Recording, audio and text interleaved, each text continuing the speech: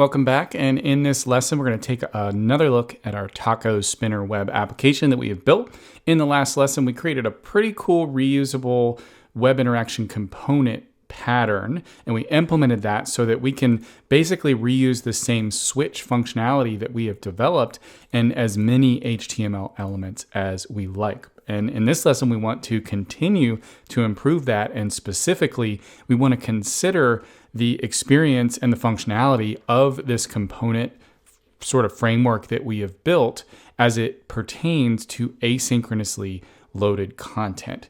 And in the modern web application world where we're developing applications, it's very, very common that you can have a lot of content within your application that is asynchronously loaded, meaning that when the page first loads, maybe you don't have any content on the page, but then you make a web request out and go to some API or web service somewhere and it says, go get me all the latest posts or go get me all the whatever. And then you kind of load that in via JavaScript after the page has loaded.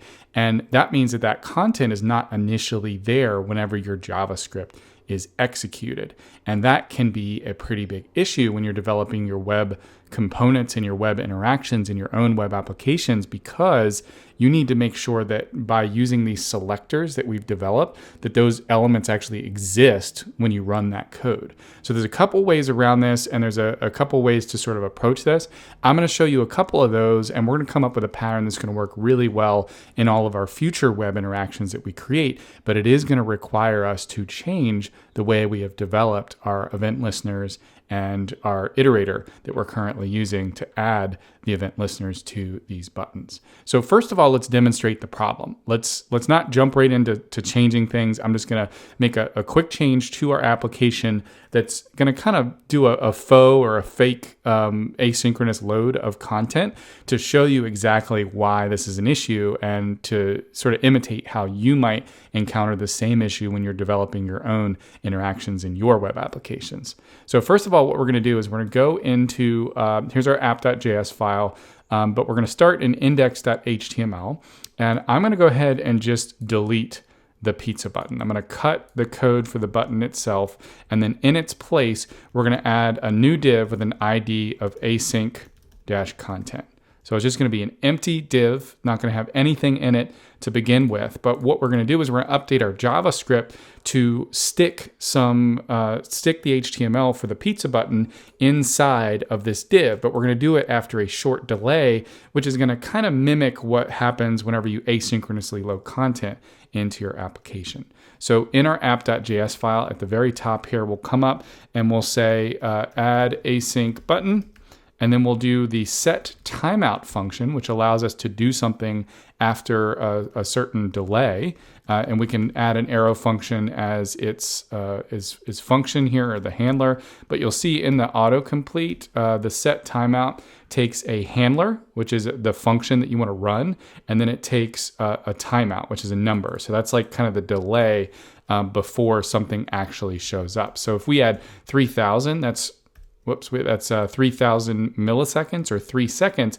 Basically, it's going to say whatever code you stick inside of this arrow function is going to run after a 3-second delay. So what we actually want to do in this case is we're going to set document.getElement by ID async button. So we're going to get that div that we just created, or sorry, it's actually, let's change that to button, async button. So we'll get async button, and then we'll set the inner HTML to equal, and then I'm going to use backticks because I want a template string, so we can use enters and sort of tabs to kind of tab this over like so. And we'll use the inner HTML and set it to our button HTML. So we're kind of going to do the same thing we did before, except the pizza button won't be loaded initially. It will be loaded after 3 seconds. And now if I save this, you'll notice over here, after we wait for 3 seconds, the pizza button will actually appear. And then the margin's a little messed up there. So we could go into our app CSS and let's actually just change this to a margin bottom like so. And there we go. So we fixed the spacing issue there by just moving the margin to the spin button itself and not having a plus selector there. But now that we've done that, this pizza button, every time you refresh, it's not there, and then after 3 seconds, it's loaded in. And you can kind of pretend that maybe this content is something that we're getting back from a web service, or it's after you clicked on a load more button or something like that, and it loads additional content. In all of those scenarios, you would consider the content that's loaded after the page initially loads as asynchronously loaded content, or async content. And you'll see that our 2 first buttons that were there when the page loaded, they work just fine. I can spin these buttons, everything's working great, but now when I click on the pizza button, it doesn't work, right? The event handler is not actually, if you do an inspect and you look at this element and you look at its event listeners, it doesn't have any event listeners. If I look at our burrito button, there's our click listener and our key down listener, but the pizza button doesn't have any event listeners. And the reason is because we set up a set timeout, and then it's going to wait 3 seconds, but it's immediately going to go to this next function in our app.js file. So it's going to say, hey, in our document, go out and get all of the spin buttons, and then for each of those buttons, add an event listener for the key down and the click. But whenever this runs, the pizza button's not there yet. So when it does this document.querySelectorAll, it's only going to find the first 2 buttons because asynchronously loaded content has not been added yet. So that's an issue, right? Because we now have asynchronously loaded content and our querySelectorAll is not working. And like I mentioned, there's a couple of ways around this. And there's actually a lot of libraries out there and a lot of frameworks that you might use, front-end frameworks and things like Bootstrap, that might use different methods to sort of wire up the functionality for asynchronously loaded content. And what I find a lot of people doing is what they'll do is they'll actually stick this code into some sort of function, and then they'll just run that function every time new content loads.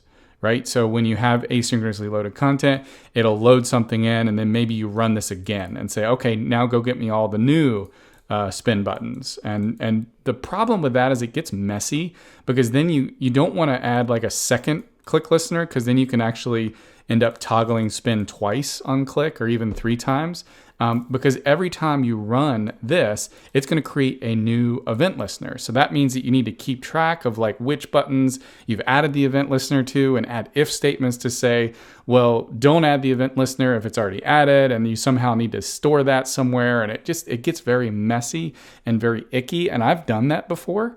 I have used that exact method to do this, but I don't like it. I think that's a bad pattern. It makes your code pretty awful and to maintain, and pretty awful to read, because you have all these conditional like spaghetti statements, if you will, where your code is just this big if-then sort of structure, and it becomes very difficult to follow. I like simple functions that just say, when you click on this, then do this. That's much easier to follow, in my opinion. And so I'm not going to use that method to do this. We're going to use a different pattern, and we're going to kind of change the way this works entirely to support asynchronously loaded content.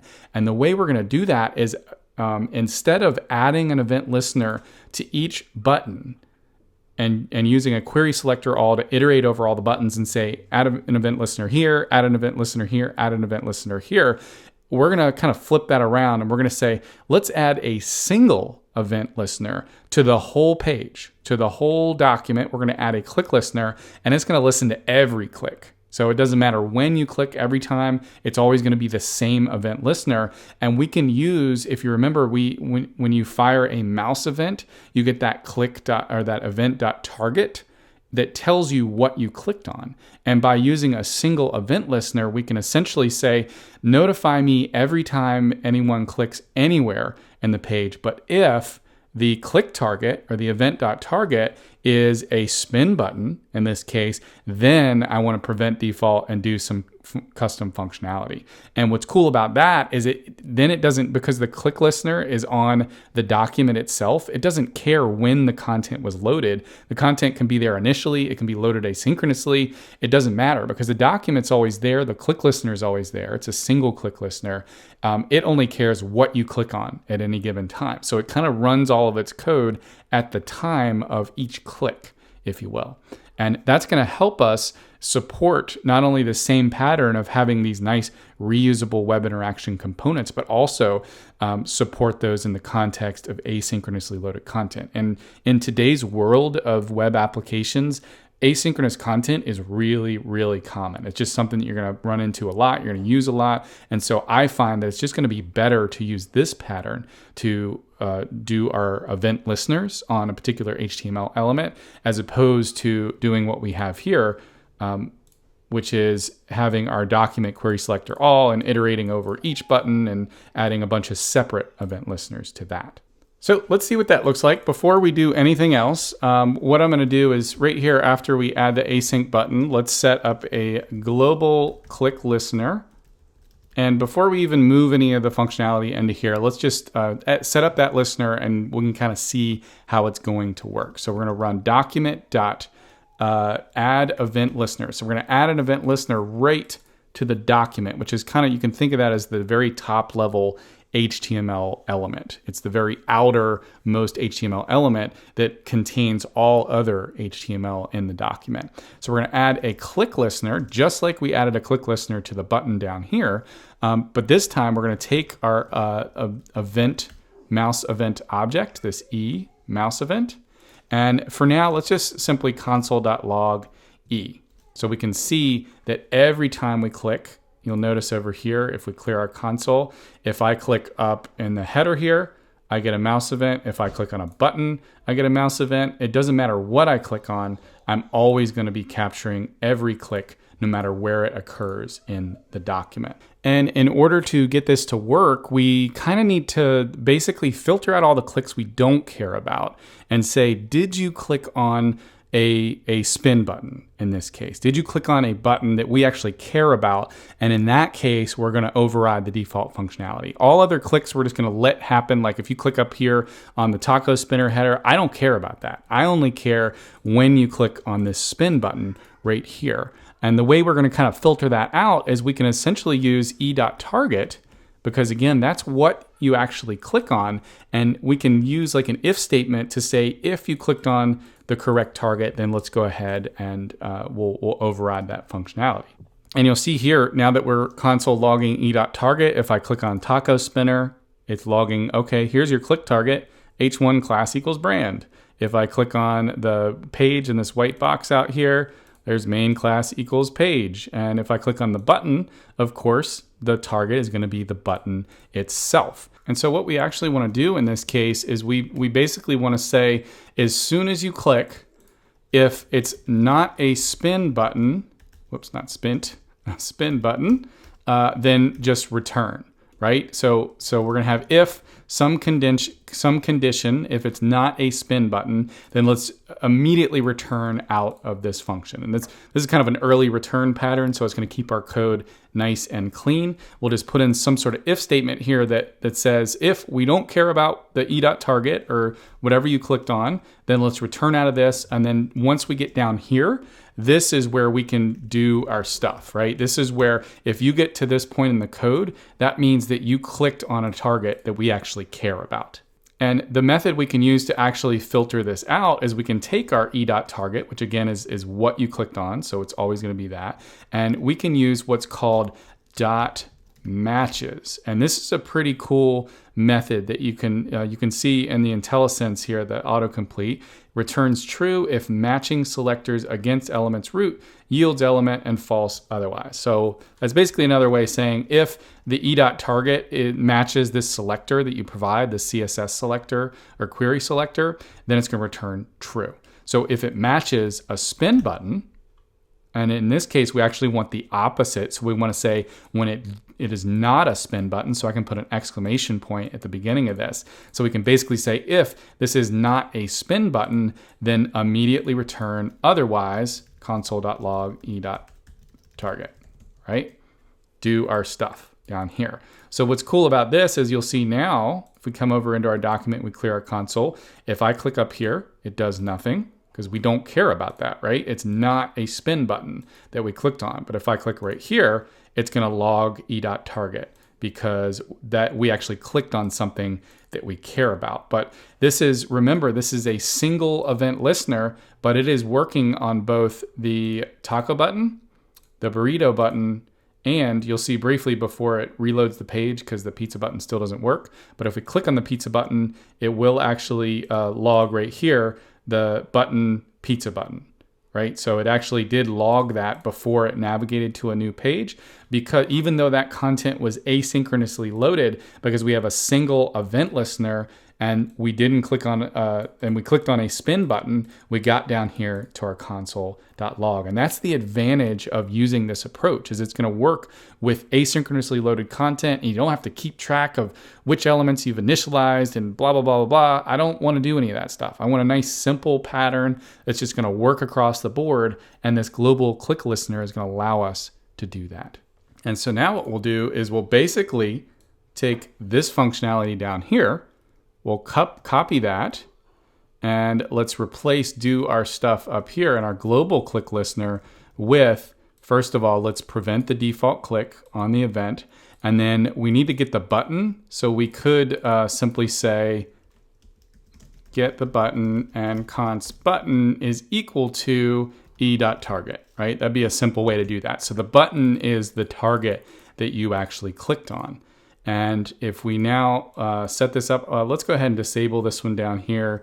I'll just put a selector in here that's not going to match anything. So I'll just add -nope to that. And you'll see now that we have done this, you'll see hopefully what happens is from the global click listener, we will click on the button and it's going to spin just like so. And now even on our pizza button, it's going to work. Even though that's asynchronously loaded content, it's actually working because we have a global click listener that's going to check the target that you click on every click. And it doesn't matter if the content has been loaded after the fact or if it was initially loaded when the page was first initialized. And I really like this pattern personally. I mean, you kind of have to wrap your head around it first because it's a very different sort of way to approach building web interactions and your components. But I think that asynchronously loaded content is so ubiquitous in web applications these days. This is just a nicer way to handle it. You do have to be a little more concerned about performance, because if you have too many click listeners that are global, you're going to constantly be running these custom functions, and you really need to make sure that your sort of filtering logic is rock solid and you're not running a bunch of unnecessary stuff on every click. But if you do it right, I think it really does work well, and performance has not been an issue for me as I've used this even in really complex applications that have dozens and dozens of interactions that you might build. So it can work really well if you do it right, and it's just got so many advantages that I think outweigh the potential disadvantages to the approach, and hopefully you agree. Hopefully you see the benefits of this approach and using that global click listener. There's certainly other ways to do it. Just about every other way of doing this is going to be more complex in my opinion, and I think this is a nice way to do it when you're working with pure JavaScript. So now that we've done this, let me show you another potential issue you might have with this approach, specifically with click listeners. If you remember when we were kind of looking at this e.target thing.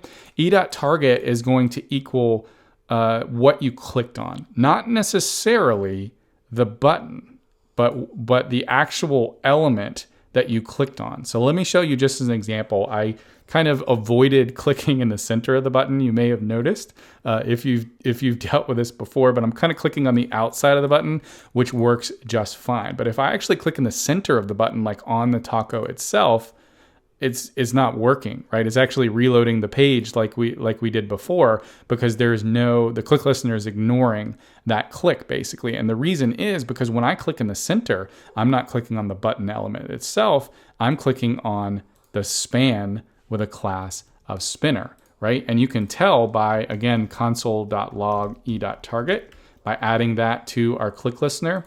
Whenever I click on the button itself is e.target, but when I click in the center of the button, you'll see span.spinner. Before it reloaded the page, it actually console.logged the span, which is an inline element inside of the button. And that's something you have to account for whenever you're using these global listeners, because you're not adding in a listener to the button. You kind of have to be able to use what's called traversal to find the actual button itself inside of your global click listener. And when I say traversal, I basically mean you have an HTML element and you need to move from that element to some other element that you actually care about. So in this case, we need to move from the span to its parent button. And what we can do is in here where we're kind of filtering out clicks and we're saying if the e.target matches spin button, or if it doesn't match spin button, then go ahead and return. But also we want to allow spin button space asterisk or space star. So that's going to allow any child element or grandchild element of the spin button itself as well. Because again, e.target could potentially be an element within the spin button. So you need to make sure when you're doing these filters that you're also accounting for that. And that's not going to fix this completely, because now I'm going to make it down into this function. But if I console, let's console.log the button in this case. So we're setting the button to e.target. What we're going to do now is you'll notice if we look at our span class equals spinner here, if I click on the outside, it's going to toggle the spin class on the button itself. But if I click in the middle, it's actually toggling the spin class on the span. And that's not what we want, right? We need to do what's called traversal to essentially move from the current e.target, which is the span, up to its parent button. That's what traversal is you have a reference to an HTML element and you need to use its relationships with other elements, siblings and parents and children, to traverse the DOM, to traverse the hierarchy of HTML elements that you have. And there's a really, really useful traversal method that's available in modern browsers, and it's called .closest. And I love this method. I use it all the time. You'll see in the IntelliSense here, it says it returns the first, starting at the current element, inclusive ancestor that matches the selector you pass to this method. And basically what that means is we can say we want to find the closest .spin button to e.target. And this is really cool because it starts at the element that you provide. So it's actually starting at the click target that we click on.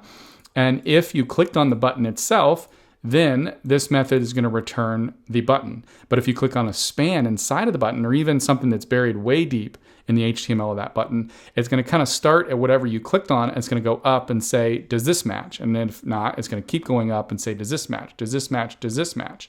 And it's going to keep going until it finds an element that matches this. And now what you'll see when we console.log this is we're always going to have the correct reference to our button, because clear the console here. If I click on the button, it's going to log the button. It's going to spin just fine. If I click in the center of the button, it's going to do the same thing, right? It's still working because we're using .closest to traverse the DOM and to find the closest spin button to whatever our click target was.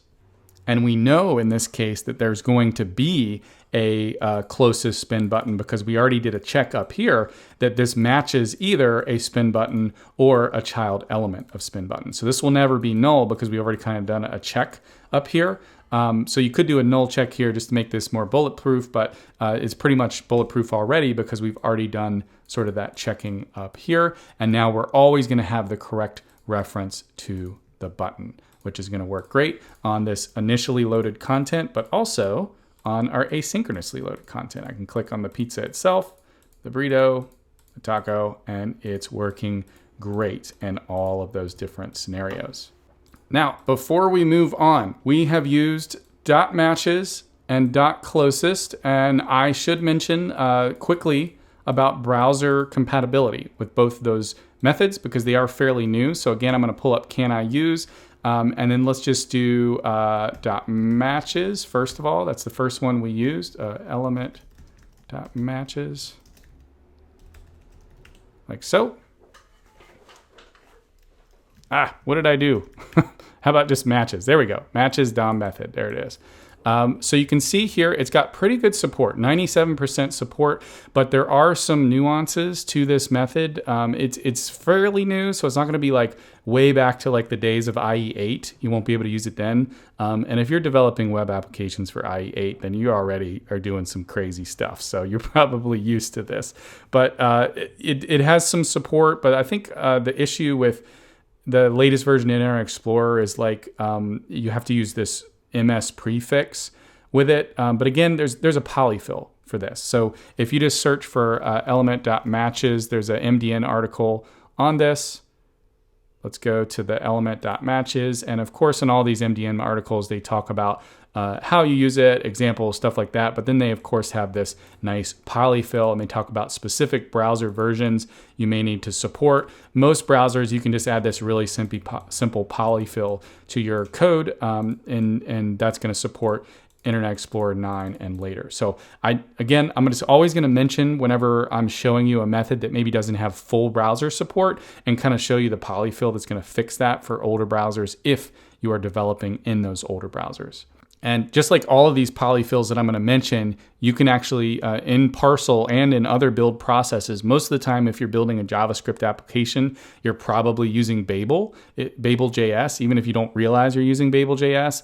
And you can create a configuration for Babel where you can say, I want to automatically support the last 2 versions of all browsers or whatever. And you can actually have it put these polyfills in for you, which is really cool, because then you can focus on using the modern version of JavaScript and do all the stuff you need to do there.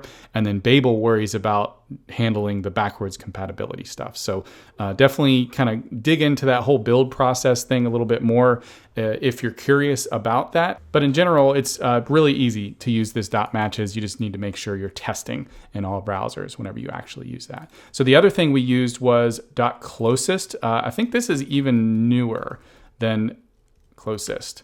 This is even newer than the .matches. So you'll see this one doesn't even have support for the latest version of IE11. It's only 91%. So again, I just want to mention that real quick because you will want a polyfill. And again, you could do element.closest, and the MDM article once again contains a polyfill for that. So all you have to do is either make sure that your build process is set up to automatically add your polyfills, or you can just copy and paste this into some script, and it's going to make sure that older browsers support the .matches method on your in your JavaScript that you're actually using. But once you have those polyfills in place, look how easy this is. We're basically just checking that, okay, we clicked on a spin button or a child of spin button. We are preventing the default click. We're getting a reference to the button using Traversal, using .closest, and then we are finally spinning that taco. And we can use this exact same pattern to update our key listener that's down here. So let's go down and kind of look at the way this is working. And what we'll do again is we will add a global keyboard or global key down listener. And this is going to work very similarly. We're going to do document.add event listener key down. So we're going to listen to all key downs on the whole document. And then, of course, the first thing we want to do is check to see if we are not focused on a spin button. So if the keyboard focus is not currently on spin button, then we don't care. We're just going to immediately return out of this method, just like we did up here when we checked our click target. So once again, your keyboard e.target is always going to equal whatever element has the keyboard focus, but it essentially works the same way. So we can say if the falsy, so we're going to do the exclamation point to reverse this, but if e.target.matches.spin button, then return. And the good news about your key down events is that you can't actually have focus on a child of a key listener.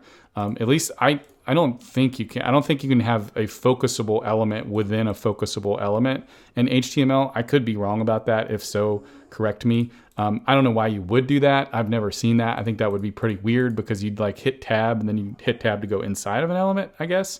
I don't know. But either way, in our specific case, we don't need to do spin button space asterisk.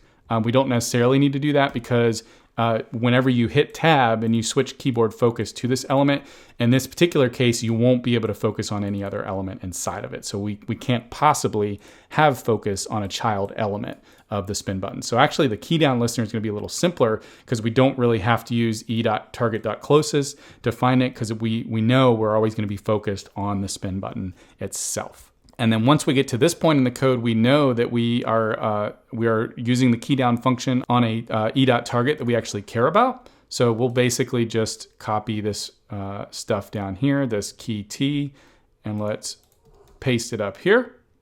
And so if the event.key is T, then we're going to prevent the default key down, and then let's get the button, just like we did in our global click listener up above.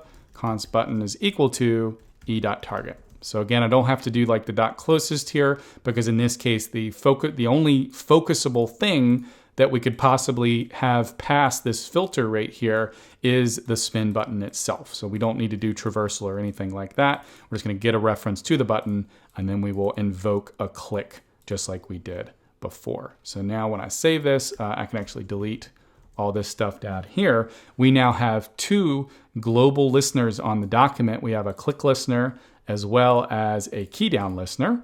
And now if I were to go ahead and hit the tab key and then hit T on my keyboard, you'll see I can spin each of these, even the asynchronously loaded pizza that loads up after 3 seconds. So we have a pretty cool pattern now. This is pretty bulletproof. It's going to be really hard to break this because it's going to listen to all of that stuff on document click, and we don't have to have separate event listeners on every single element that we click on in the page.